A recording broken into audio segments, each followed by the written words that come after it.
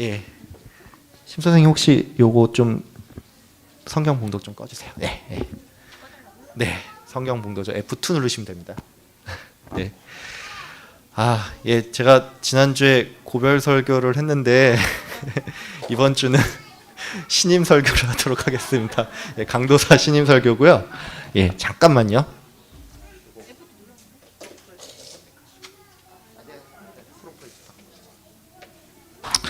예, 오늘은 제가 나머지 아홉의 의미라는 제목으로 함께 말씀을 좀 나누도록 하겠습니다. 제가 예전에 이런 유튜브 영상을 한번 본 적이 있습니다. 이 유튜브 영상은 이제 한 독신 남자가 등장을 하는데 이 유튜버는 이 강아지와 고양이를 키우면서 이제 혼자 외딴 곳에서 살고 있었습니다. 여러분 잠깐만요. 제가 자막 잠깐 끄고 올게요. 예.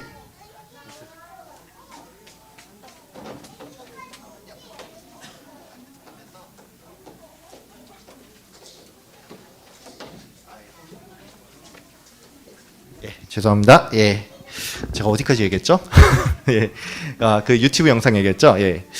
그 유튜브 영상을 제가 얼마 전에 봤는데 여기에는 이제 어떤 이 독신 남자가 등장을 하는데 이 유튜버가 이제 외딴 곳에 혼자 살면서 이 강아지와 고양이를 키우면서 살고 있었습니다. 근데 이 사람이 자기가 이제 키우는 이제 강아지를 이제 동물병원에 데리고 가면서 이제 차 안에서 이런 말을 하더라고요. 동물은 자기한테 이제 밥을 주는 사람을 알아보고 또 고마울 줄도 아는데 사람은 그렇지를 않다. 뭐 이런 말을 하더라고요. 저는 이분이 어떤 맥락에서 이제 이런 말을 했는지는 잘 모르겠는데 그때 이 말을 들으면서 그래서 뭐 솔직히 사람들이 좀 그렇지 맞는 말이지 뭐 이런 생각이 들었습니다. 여러분도 아마 자기 자신을 보면서 아니면 또 누군가를 보면서 이런 생각을 했을 것 같습니다. 내가 누군가에게 뭔가 베푼 만큼 뭔가가 돌아오질 않고 반대로 내가 받은 만큼 이것을 표현하면서 살지도 않는구나. 뭐 이런 생각 여러분도 아마 하셨을 겁니다.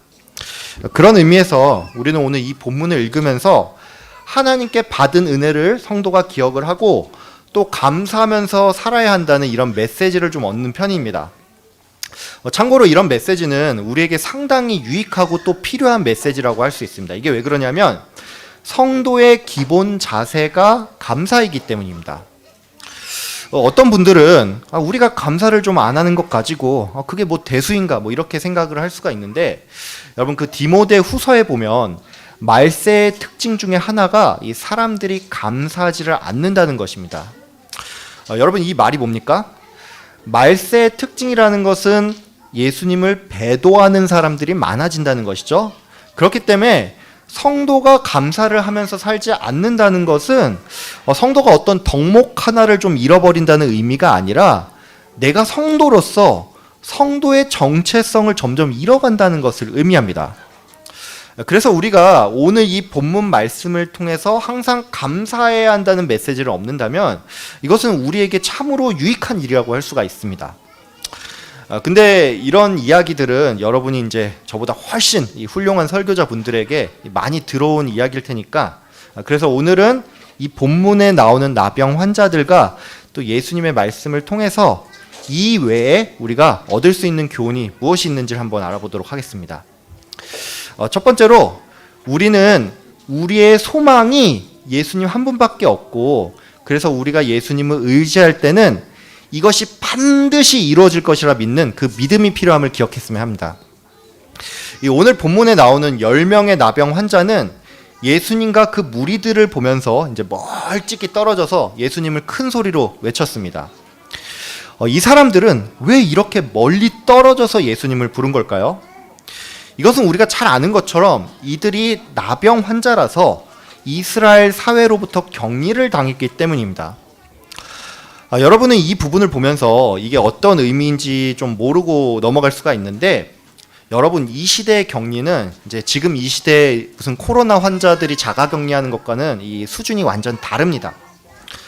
여러분 여러분 중에서도 뭐 영상 같은 걸로 이렇게 보신 분이 계실지 모르겠는데 이 나병이라는 것은 이제 뭐 한센병이라고 부르죠. 이 병은 이제 피부병인데 이 살이 썩어서 곪고 또 살이 떨어져 나가는 이 무시무시한 병입니다. 그래서 이 병은 이 겉으로 볼 때도 이게 매우 흉측하고 문제는 이 전염성이 또 있다는 것이죠.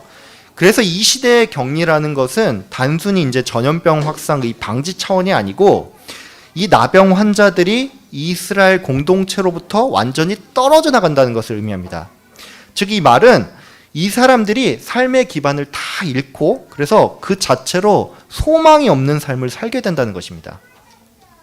제가 예전에 그 이슬람 지역에서 좀 선교를 하던 이 선교사님께 들은 얘기인데 중동의 어떤 지역은 누군가가 예수님을 믿으면 그 지역 사람들이 그 집에 찾아가서 그 집 담벼락에다가 여기에 예수 믿는 사람이 있습니다 라고 이렇게 표기를 한다고 합니다.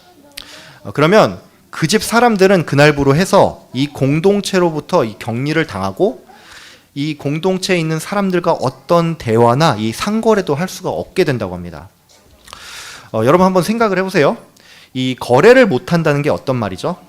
그냥 내가 사고 싶은 거 못 사고 뭐 팔고 싶은 거 못 판다는 뭐 그런 얘기입니까? 아니죠. 이 시대의 거래를 금지당한다는 것은 우리가 자급자족하면서 살 수가 없기 때문에 아주 기본적인 의식주 자체를 위협받는다는 것을 의미합니다. 그래서 이 선교사님이 이제 하신 말씀이 이제 이 지역이 복음 전파가 굉장히 어려운 게 처음에는 누가 예수님을 믿어도 이제 그 공동체로부터 격리를 당해서 어떤 거래도 할 수가 없으니까 당장에 먹고 사는 일이 막막해서 결국엔 다시 이슬람으로 돌아간다는 것입니다. 이처럼 예수님 당시의 나병 환자들이 이스라엘 공동체로부터 격리를 당한다는 것은 이게 단순한 의미가 아니고 그들이 병으로 말미암아 사람들과 교류를 할 수 없기 때문에 먹고 사는 문제까지 어려워지는 굉장히 절망적인 상황이라는 것입니다. 즉 이 나병 환자들은 아무것도 의지할 것 없는 상황 가운데서 예수님을 유일한 소망으로 생각을 하고 예수님을 크게 소리 높여 불렀다는 것입니다. 여러분은 어떻습니까? 여러분은 예수님만이 유일한 소망입니까? 여러분 혹시 나는 뭐 그 나병 환자 같은 상태는 아니니까 내가 그 정도로 절박한 건 아니지 뭐 이렇게 생각을 하면서 이 삶의 어떤 어려움을 만났을 때 예수님을 옵션 정도로 생각하지는 않습니까? 예수님께서는 뭐 내 구원의 문제를 해결했지 내 삶의 문제를 해결한 건 아니니까 뭐 이렇게 생각을 하면서 내 능력, 내 재산, 내 인맥을 먼저 의지를 하고 그래도 안 되면 기도하지 뭐 이런 마음으로 살고 계시지는 않습니까? 여러분 우리는 예수님이 옵션이 아니라 가장 먼저 찾아야 할 분입니다. 예수님만이 우리의 소망이 되신다는 말은 그분이 단순히 우리의 구원 문제만 해결한 것이 아니라 우리의 모든 삶을 예수님께서 주관한다는 것을 의미합니다. 그러니까 여러분 예수님을 유일한 소망으로 여기고 모든 상황 가운데서 가장 먼저 예수님을 찾는 여러분 되길 바랍니다. 그리고 좀 특별히 당부드리고 싶은 것은 여러분이 예수님을 찾을 때 내가 구하는 이것이 반드시 이루어진다는 그 믿음을 가지고 구하는 여러분 되길 바랍니다. 오늘 본문에 보면 예수님께서 이제 나병 환자들에게 제사장 앞에 가서 그 몸을 보이라고 말씀하는 장면이 나옵니다. 여러분 근데 이거 생각을 해보면 알 수가 있지만 이 장면은 좀 이상한 장면입니다. 이게 왜 그러냐면 그 레위기에 따르면 나병 환자는 몸이 다 낫고 나서 자기 몸이 정결해졌다는 것을 확인받기 위해서 제사장에게 나아갑니다. 그러니까 예수님께서 그 어떤 신유 기도도 안 해주시고 다짜고짜 제사장 앞에 나아가라는 말은 이 나병 환자 입장에서는 이게 좀 받아들이기가 어려운 일이라는 것입니다. 이건 예를 들면 이런 겁니다. 여러분이 이제 어떤 병에 걸려서 저한테 이제 기도를 요청하기 위해 저를 찾아왔는데 제가 기도는 하나도 해주지 않고 여러분에게 감사헌금을 내라고 요청하는 것과 마찬가지입니다.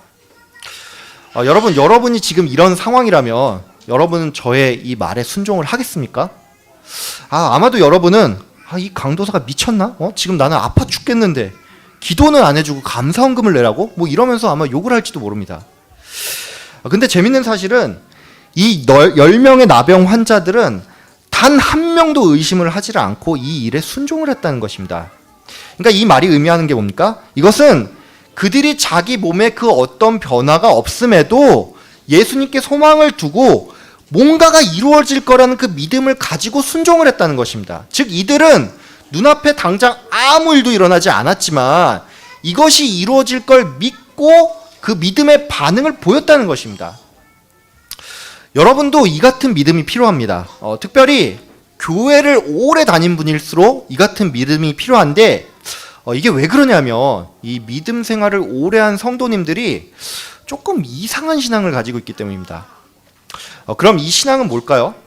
이것은 바로 아님 말고식의 사고가 있다는 것입니다.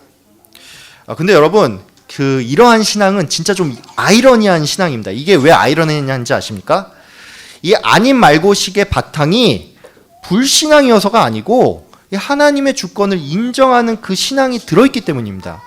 그러니까 이 말은 하나님의 주권을 인정을 해서 하나님이 내 기도를 들어주지 않을 수도 있다는 생각을 우리가 애초에 깔고 기도를 한다는 것입니다. 여러분 근데 우리가 하나님의 주권을 인정한 거 좋은데 우리가 구할 때는 그걸 염두에 두고 기도하는 거 아닙니다. 우리가 하나님의 주권을 생각하지 않아도 하나님은 알아서 하시고 우리 중에 그 누구도 하나님의 주권 부정하지 않습니다. 그러니까 여러분이 뭔가를 구할 때는 들어주지 않을 수도 있다는 생각은 마시고 그냥 이미 받은 줄로 알고 간절히 구하는 여러분 되길 바랍니다. 두 번째로 우리는 내 삶의 모든 부분에 하나님께서 역사하고 섭리한다는 사실을 기억했으면 합니다. 오늘 본문에 보면 이제 예수님께서 나병 환자들을 향해서 제사장에게 나아가서 너의 몸을 보이라고 말씀을 하는 장면이 나옵니다. 여러분도 잘 아시겠지만 이 나병 환자가 제사장에게 몸을 보이는 이 행위는 이 사람이 나병에서 나았음을 이제 확인받는 정결의식입니다. 근데 여러분 모든 의식들은 오늘 또 성찬이 있잖아요. 그 의식들은 의식 그 자체를 위해서는 존재하지 않습니다. 이 의식들은 나병 환자들로 하여금 이러한 절차를 통해서 그들의 삶이 이 하나님과 늘 연결되어 있음을 생각하라는 그 의미가 있습니다. 레위기는 이 정결의식 이후에 그 나은 사람이 제물을 드려야 한다고 말씀을 하고 있습니다. 즉 이 말은 나병 환자가 정결하게 된 것이 하나님의 은혜임을 기억을 하고 이에 감사의 제물을 드려야 한다는 것입니다. 예수님께서는 자신에게 이 돌아와서 감사를 표현한 이 사마리아인을 향해서 네가 하나님께 영광을 돌리려고 돌아왔다라고 말씀을 하셨습니다. 그러니까 이 말은 예수님 자신이 이제 하나님의 아들, 즉 하나님이라는 그런 의미도 있지만 예수님을 통해서 일어난 이 치유가 하나님의 영광을 드러내는 일이면서 또 이 일이 하나님으로부터 말미암았음을 의미하는 것입니다. 여러분, 내 삶에 일어난 일 중에서 우연인 것은 하나도 없습니다. 그게 내 기준에 좋은 일이든지 안 좋은 일이든지 하나님의 섭리가 다 있고 심지어 내 욕심에 따라 이루어진 일이라고 해도 하나님의 섭리 안에 다 들어갑니다. 이것은 마치 요셉의 형제들이 굉장히 나쁜 의도를 가지고 요셉을 팔아 넘겼는데 이 일마저도 하나님의 섭리 안에 있는 것과 마찬가지입니다. 근데 여러분 제가 이렇게 말씀드렸는데 여러분 혹시 오해는 하지 마세요. 하나님은 결코 악을 기뻐하지 않고 악을 조장하지도 않습니다. 하지만 인간의 이런 잘못된 선택조차도 하나님의 허용적인 작정 안에 있다는 것입니다. 그래서 여러분은 내 삶의 모든 부분에 하나님께서 섭리하심을 믿고 또 그분이 궁극적으로 여러분을 가장 선한 길로 이끌 것을 생각을 하면서 매 순간 감사하는 여러분 되길 바랍니다. 이 구약에는 이 감사하다는 단어가 이제 히브리어로 야다라고 하는데 이 단어는 찬양한다는 의미도 있습니다. 그리고 또 헬라어는 이 감사하다는 단어가 유카리스테오라고 하는데 이 단어는 이제 신약에서 딱 2번만을 제외하고는 모두가 다 하나님과 연관되어서 쓰였습니다. 이것을 보면은 알 수가 있지만 우리가 감사하다는 그런 말을 하는 것은 이 기본적으로 이 하나님과 다 연관이 되어 있다는 것입니다. 그래서 우리는 내 삶의 모든 것을 하나님께서 다 섭리하심을 믿고 늘 감사해야 한다는 것입니다. 그러면 우리는 어떻게 해야지만 이런 인식을 가지면서 살 수가 있을까요? 이것은 바로 기도하는 것입니다. 여러분, 기도하는 사람은 내 삶에 일어나는 여러 가지 것들을 놓고 기도를 하기 때문에 내 삶에 일어나는 많은 일들을 항상 하나님과 연관을 지어서 생각을 합니다. 그래서 기도하지 않는 사람의 우연은 기도하는 사람의 필연임이었다. 여러분, 늘 기도를 하시면서 하나님을 의식하고 또 감사하는 여러분 되길 바랍니다. 마지막으로 여러분 모두 이 구원받았음에 감사를 하면서 또 영혼 구원에 항상 힘쓰시길 바랍니다. 오늘 본문의 예수님은 이 10명의 나병 환자들이 병고침 받는 것뿐만이 아니라 그들이 하나님 나라의 백성 되기를 원했습니다. 오늘 본문에 보면 이 예수님께서 사마리아인을 향해서 나머지 9은 어디에 있느냐라고 말씀하는 장면이 나오는데, 이 장면은 뭐 배응망덕한 9에게 화가 나서 이런 말씀한 걸로 보일 수가 있는데, 뭐 그런 의미가 없지는 않겠지만 사실 이 예수님의 말씀은 책망에 앞서서 애끓는 심정이 있었다는 것을 여러분이 꼭 기억을 하셨으면 합니다. 여러분이 이 부분을 보면서, 이 본문을 보면서 책망에 주목을 하면 여러분은 선민의식을 가진 사람이 되기가 쉽고, 애끓는 심정에 주목을 하면 여러분이 복음 전하는 사람이 될 수가 있습니다. 오늘 말씀을 보면 이제 예수님께서 사마리아인을 향해서 네 믿음이 너를 구원했다라고 말씀하는 장면이 나옵니다. 여러분, 이 말이 의미한 게 뭘까요? 네가 병이 나을 거라는 그 믿음이 있어서 이 병이 사라졌다는 말인가요? 만약에 이런 의미라면 이거 사실 굉장히 무의미한 발언이라고 할 수가 있습니다. 왜냐하면 나머지 9도 역시나 병이 나을 거라는 믿음이 있었고 실제 병이 나았기 때문입니다. 예수님은 자신에게 찾아온 이 사마리아인에게 네가 참 예의가 바르구나 이렇게 말씀하지 않았습니다. 예수님은 네 믿음이 너를 구원했다라고 말씀을 했습니다. 그러니까 예수님의 이 말은 예수님의 관심이 누가 예의가 있고 누가 무례한지가 아니고 이 사마리아인이 나병에서 나은 같이 또한 믿음으로 천국 백성 되는 일에 예수님의 관심이 있었다는 것입니다. 사마리아인은 이 자신의 몸이 낫는 그 이적을 통해서 예수님이 어떤 분인지를 알게 되었습니다. 즉 그는 예수님께서 하나님의 아들이며 메시아임을 깨달았고, 그래서 이 믿음으로 구원을 얻었습니다. 오늘 본문에 나오는 10명의 나병 환자는 처음에 예수님을 향해서 예수 선생님이여 라고 불렀습니다. 즉 이 나병 환자들은 예수님을 인간 선생 중에 하나로 보고 자신들의 유익을 위해서 예수님께 접근을 했다는 말이죠. 근데 예수님은 이 모든 것을 알고도 이 10명의 사람들에게 이적을 베풀었다는 것입니다. 즉 이 말은 예수님께서 나병 환자들을 불쌍히 여겨서 그들의 병을 고쳐주길 바랬을 뿐만이 아니라 그들이 이 일을 통해서 그들의 눈이 밝아져서 모두가 예수를 구원의 주로 알기를 바랬다는 것입니다. 그런 의미에서 이 나머지 9은 어디 있느냐라는 그 질문은 예수님께서 나머지 9의 영혼도 사랑을 하시고 그들을 구원하기를 바랬다는 사실 여러분 꼭 기억하길 바랍니다. 오늘 말씀 맺도록 하겠습니다. 여러분 오늘 말씀 기억을 하시고 이 하나님께서 베푸신 그 은혜를 감사를 하면서 늘 감사하는 여러분 되기를 바랍니다. 또한 나머지 9도 구원하기를 바란 그 예수님의 이 마음과 심정을 여러분 주목하셨으면 합니다.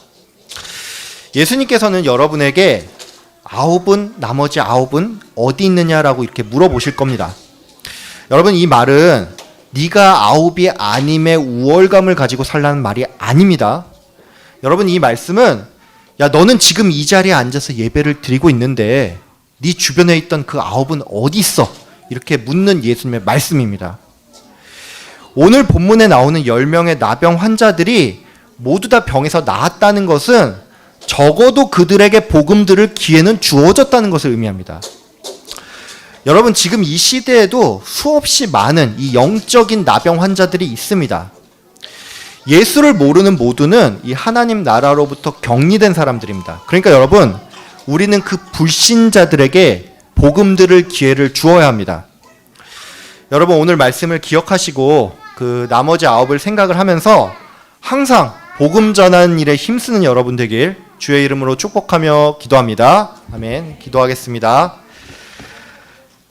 사랑이 많으신 하나님 아버지, 오늘 이 말씀을 통하여서 우리에게 예수 그리스도께서 10명의 나병 환자들을 얼마나 사랑하시고 또 그들을 불쌍히 여겼는지 그 마음을 깨닫게 하여 주신 감사합니다. 아버지 하나님, 우리가 이 말씀을 통해서 먼저 배우고 싶은 것은 우리가 늘 감사하면서 살아야 한다는 것을 깨닫길 원합니다. 아버지, 우리 삶에 일어난 모든 것들, 아버지 우연인 것 하나도 없고 다 하나님과 연관되어 있음을 믿고 하나님의 선하심을 생각하면서 매 순간 감사하고 예수님께 돌아와 감사를 표현하는 우리가 될 수 있도록 주님 인도하여 주시옵소서. 또 간절히 구하옵기는 예수 그리스도께서 이 한 명의 사마리아인에게 나머지 9은 어디 있냐는 그 질문이 단지 책망을 하기에 앞서 그 9도 구원받기를 원했다는 그 마음이 있다는 것을 우리가 꼭 기억을 하고 우리도 예수를 닮아가는 자로서 그 마음과 심정을 가지고 우리가 만나는 모든 이들에게 예수를 증언하고 그들을 우리 이 교회 공동체로 또 하나님의 백성으로 이렇게 이끌 수 있는 우리가 될 수 있도록 주님 인도하여 주시옵소서. 감사드리며 예수님의 이름으로 기도하였습니다. 아멘.